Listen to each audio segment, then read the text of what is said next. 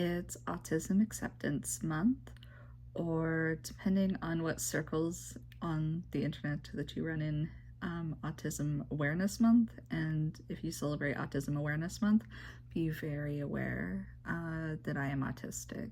Hi, welcome back to my channel. My name is Charlie and I am behind It's Barbie Paris, and this is the late diagnosed autistic diaries, where I essentially just talk about experiences that I had, again, being late diagnosed and like looking back and in like retrospect, where I think a lot about them and maybe other people have similar experiences.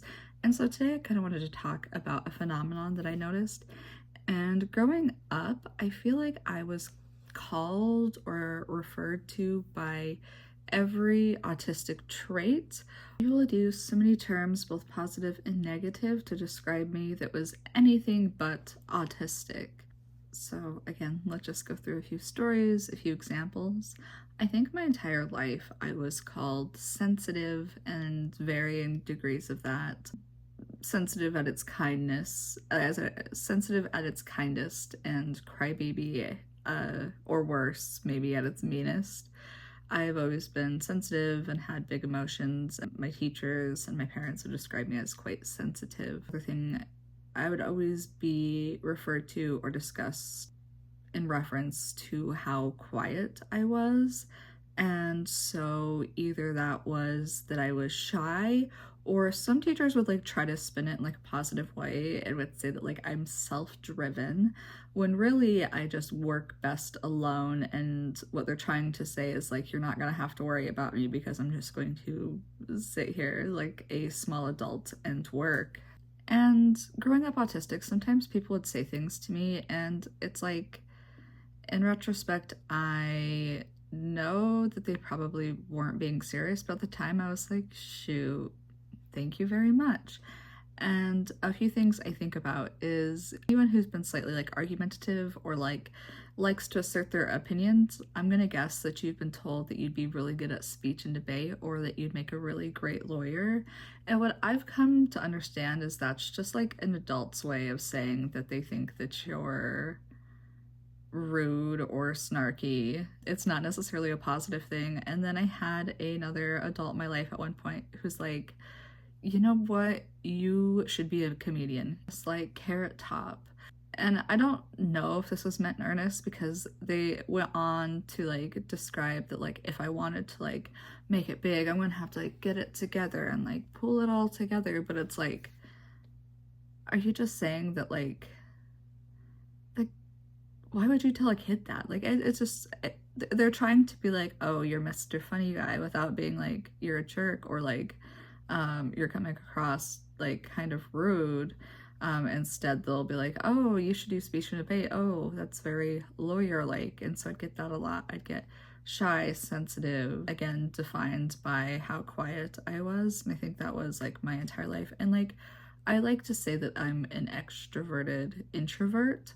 I am not as introverted as people probably think. Like, I definitely struggle with social aspects, but I like socializing, especially when it's people that I like and that I'm friends with. I don't know, I'm very picky and I'm very choosy what I spend my time doing.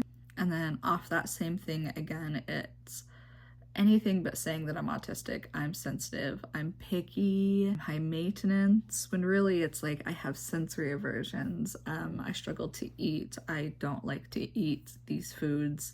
I have like a whole neurodevelopmental disorder causing me to have difficulties with like foods and things that I never knew about until I was like diagnosed. So for like the longest time, I just also thought I was like picky and high maintenance, when really like the entire time it's like a well-documented phenomenon. So it's like for the longest time people would be like, oh, you have like a child's palate. I remember we went out to eat one time as like a family when I first got together with my spouse, like before we were married, and his mom took like the entire family out to a nice dinner, and everybody got like steak and fish and things like that. And I'm looking at the menu like about ready to go home, because everyone's like, oh, and a medium rare steak. And I'm like, do you guys have like a kids menu with like chicken nuggets and I ordered chicken tenders in front of the entire family. And I don't think any of them have forgotten this because it's been strange ever since. And it's like, I'm not trying to come across as like rude or different or mean. It's like, I wouldn't eat something like that. I've also found that people like to describe me as creative when I don't even feel like I'm being particularly creative. I'm just doing things, I guess, differently than the norm, but that doesn't necessarily make me a creative or like innovative in that way. I'm just doing things in the way that I see, in the way that makes me happy, and I've never really concerned myself too much with what others think. And like, I think when like adults would like try to like spin it kindly to me, that's how they would put it. They're like, you just don't care what other people think. And I think that's also like not true. Like, I definitely did care what people thought of me, and I did care that people were mean to me, and I did care that people like made fun of me. But it's like stuff at the time where it's like I literally didn't understand. There's like so many social norms that I've learned as I've gone that I just like didn't understand. I was always the weird kid, the quiet kid, the sensitive kid. And a lot of people, I found people who are non-autistic, neurotypical, they are off put by people who are shy or quiet. They want people to be open, and they want people to be like, not necessarily just like a full open book, but they would like that. They would like to see everything on the table. And so when you're a little bit more reserved, they find it quite comfortable. And so that's kind of when I would get also comments, or people would call me names and say that I was kind of like off-putting or bitchy or mean, or I came across as rude too. I've also kind of received that. So some of those things aren't necessarily negative traits, and some of those are very negative traits. And it's hard to comprehend how people are perceiving me. And I think it's something that, especially post-diagnosis, I feel like I'm almost overly aware of how people will perceive me, or how I wish to be perceived. I think about it more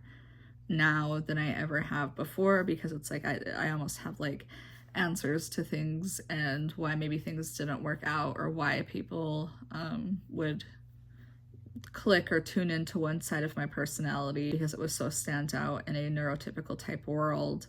And yeah, I'm shy around like large groups of people, but it's like I'm not really quiet, and it's like I just don't feel comfortable. And a lot of it comes down to comfort too.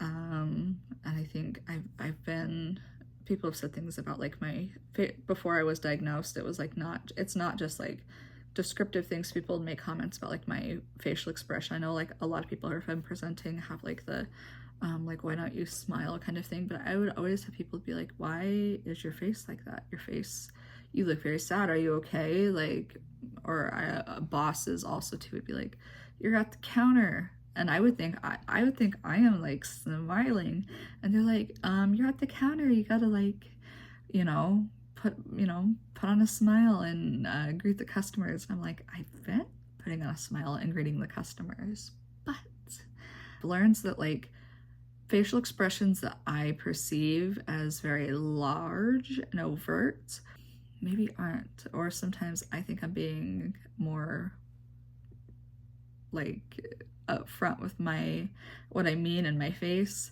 I do, and I think I fall. It's not like, not everybody who's autistic is this way, obviously, but I feel like in many ways I end up, what I say or what I'm trying to convey falls a bit flatter. I feel like my voice is not as, it has more of a monotone to it. I'm not as convincing, and I don't have a voice that's super engaging. And so things like socializing and things like making out what people really think of me has always been difficult, because it's like I don't know if many people even understand who I am or what I'm about, or would even like to give that a try just because of other aspects of personality. I don't know. This is now turned into like a just spew of consciousness. But what I want to say is I think people will find so many ways to identify your autism, and we all know that, like, They will say things that are indicative, or they will do things or separate themselves in a way where maybe they're thinking that they're being slick or unnoticeable, but we definitely notice, like, our pattern spotting is like spot on.